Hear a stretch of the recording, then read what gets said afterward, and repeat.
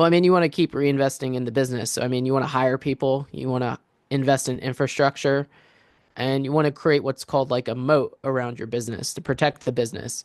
So, by like, for example, Welcome to Unstoppable Podcast with Harry Sardinas, inspiring conversations with influential millionaires, investors, thought leaders, entrepreneurs who are making a massive difference with their innovative products and services, and sharing the challenges and wisdom of how they sold their first million. Why people think that this is not possible, and what advice do you have for our listeners in terms of the big flow that we have in financial education, that we don't learn this in school? Then we become entrepreneurs and still nobody knows the principles about investing. And the result is that people work really, really hard and make very little money, no? yeah. So, I mean, if you don't have any skills in the beginning, you're going to have to trade your time for money. And then you're going to have to decide what you do with that money as you receive it. Mm-hmm. Most people will receive, they get paid, let's just say, they get paid a certain amount and then they live at that amount. And then as their pay goes up, they just keep increasing their lifestyle. When I started out, I was living with three other roommates, Mm-hmm. even though I was making probably a lot more than mostly everyone. And by doing that, I kept my costs down. All of my rent, all my utilities, all my Mm-hmm. Mm-hmm. housing expenses were split four ways. I was able to save up money. And then once I saved up enough money to be able to leave a job, that's when I left corporate America. So it took me from 2013 until 2017 is when I was able to leave corporate America. And when I did it, Wow. everyone Wow. said I was stupid because they're like, you're making good money. Why would you give that Mm-hmm. up? But then, Joshua, what happened is that since you left corporate American, something switched within yourself. Is that when you were working corporate American, would you go in there and you trading your time for money? They were paying you very good money. Yeah, they give you, you have day holidays, but still you need to go there Monday to Friday and work for the money, despite that was very good money. Yeah. But what happened is that after 2017, something changed and you decided that, well, now Monday to Friday, I'm not gonna go in and work and get money. I'm gonna do something different. I'm gonna send my money to work for me. It's gonna be working the whole week, 24/7. And then I will work because I want to, not because I have to. And I will work only finding the right vehicles and the right investment opportunity to put that money to go and work for you.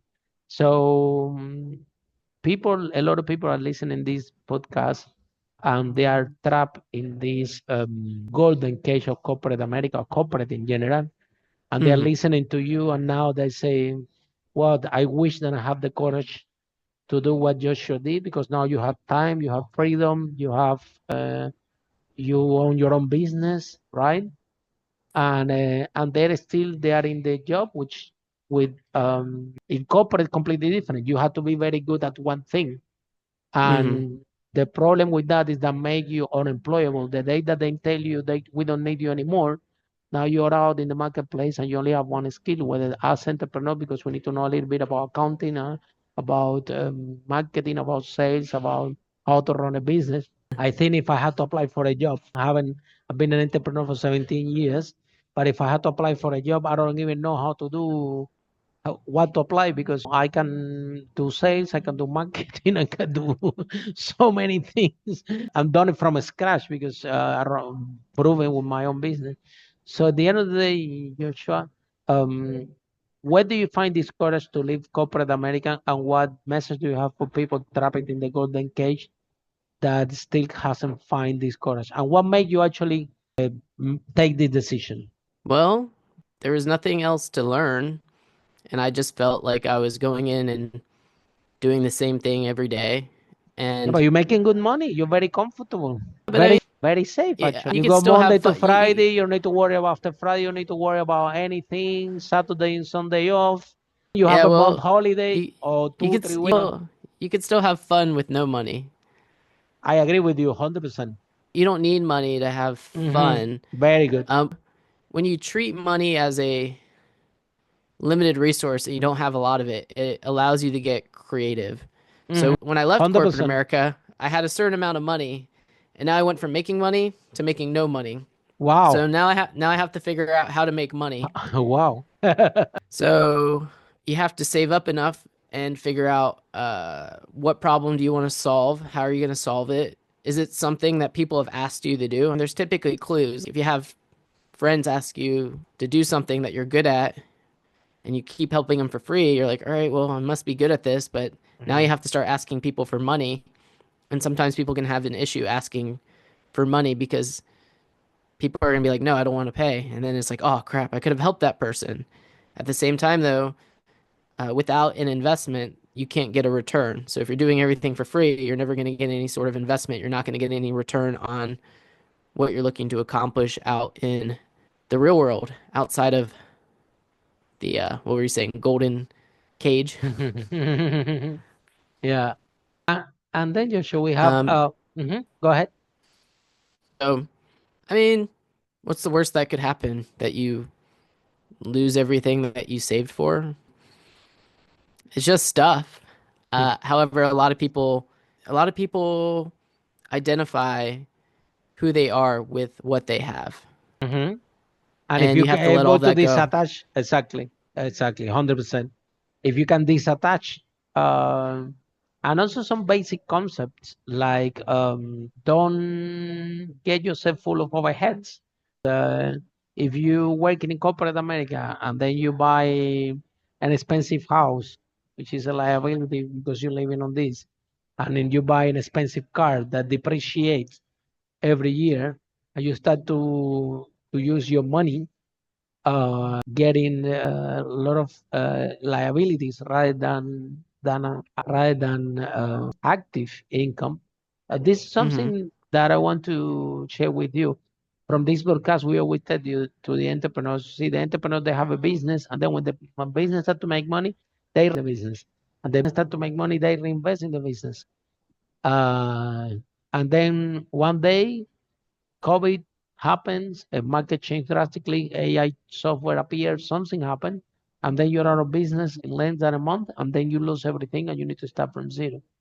And from this broadcast, we always send this message to the entrepreneur. How about if you make profit and maybe 50% of this money, 60% of this money, let's say you go and buy a property, you go and buy an asset, and then with the rent that that property is giving you, you can use that money for marketing.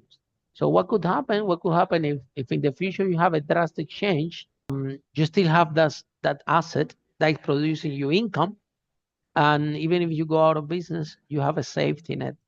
But for that, we need financial education, which is actually what you specialize. So, one more, what message then you have now for the entrepreneurs that they are so in love with the business that sometimes they don't realize that despite that the business is going good, despite that it's doing amazing, at the end of the day, it's business, and they have to learn how to diversify and how to manage the wealth. Don't Hmm. wait because a lot of entrepreneurs, what happened, the common path is that everybody grow the business and they wait until they're gonna have an exit. And after they have this ton of money, and then some of them that Yeah. time is when they start how gonna keep my wealth, keep my finance. But if you plan while you have in the business, you have better chance because not always you can exit the business. And Well, if then you exit the yeah, go ahead. business, what are you gonna do? There you go. Exactly. Like, there was an interview with Mark Zuckerberg. He's like, they were offered, I think, $1 billion for Facebook, which that'd be a good payday. And he was like interviewed. He was like, well, if I sold Facebook, what would I do all day? So they didn't sell. And obviously they made the right choice. But I mean, when you sell a business, I mean, it's nice to get a big windfall and then you're excited for a moment. But after that moment's over, what do? You just gave up an asset that produces money for money that produces something, but No, probably not as much as what a well, business could this produce. money you have to put it to produce, otherwise you will have nothing. Because even with a billion, you will. spend if you don't put this money to work. So the whole point is get the money for work. Let's go there. Yeah. For example, Well, do you you want the describe money? You got to look at it like two ways. Do you want money or do you want an asset? They're two exactly. different things. I mean, money is technically it's an asset class, but do you want something that produces money or just money? You want something that produces money, and that's where a 100%. lot of people don't understand. I mean, Warren Buffett's been rich for a long time, but I mean, he's made 99% of his wealth after the age of 60. Obviously, people thought he was old when he was 60. Now he's in his 90s. Now he actually is like very old, but it's like delaying that gratification so that you can allow this enterprise, allow your vision to actually materialize so that it starts giving you repeated recurring revenue over time that's growing at a pace faster than what prices are going up. Yeah. And then what vehicles, Joshua, what vehicles entrepreneurs can have that produce money? We talked today, okay, if you invest in property, well, you can rent this property and then you can have cash flow and income. Well, I So mean, the first one one more is vehicles. reinvesting into your business. You got to keep reinvesting into your business. And then once your business starts having something called retained earnings, meaning is your company profitable or is it not profitable? If it's not profitable, you have no retained earnings, meaning cash that remains inside the business after everything's paid. If you You start, don't have a business, you have a hobby if you're not making profit. well, I mean, there's companies, especially like technology companies. Amazon is famous for always pretty much operating at a loss every year because they keep aggressively reinvesting into Invest. their business. And then eventually, when they became profitable, the share price skyrocketed. Um, Wow. so, I mean, running a business at a loss is not a bad thing. It's just what's your path to profitability? Mhm. Yeah, it's Because depending once what. you have profits in a business, now you have a business model where that asset is worth, could be worth So let's go five there. When you make times. profit in this business, what you do with that profit? Now, I most of it is reinvested into the business. So Mhm. that's through software, that's through assistants, it's through people who take tasks off my plate. So that way Mhm. I'm not doing everything. It could be painful at times because sometimes you're like, man, I'm paying all this money. I kind of want that money for myself right now. Mhm. However, when you think about it, you're like, well, now I have a lot of time on my hand where I can just literally, like yesterday, I took all afternoon to just think and Mhm. hang out So outside. how about take the profits and parallel to reinvest in the business, also reinvest in another vehicles to diversify Well, your I risk? mean, the Because if you vehicles go would out of be, business, if you go out of business, then well, the goal is not to go and out you of put all the business. money and you put the money inside the business, then you end up with zero. Yeah.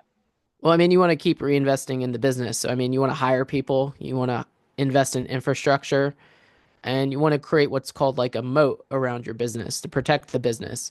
So, by, like, for example, like Google, it's called Alphabet because they own a bunch of different companies. So, They if they own a bunch of diversify. different companies, then if one Yeah. doesn't do well, then Exactly. it doesn't hurt as bad.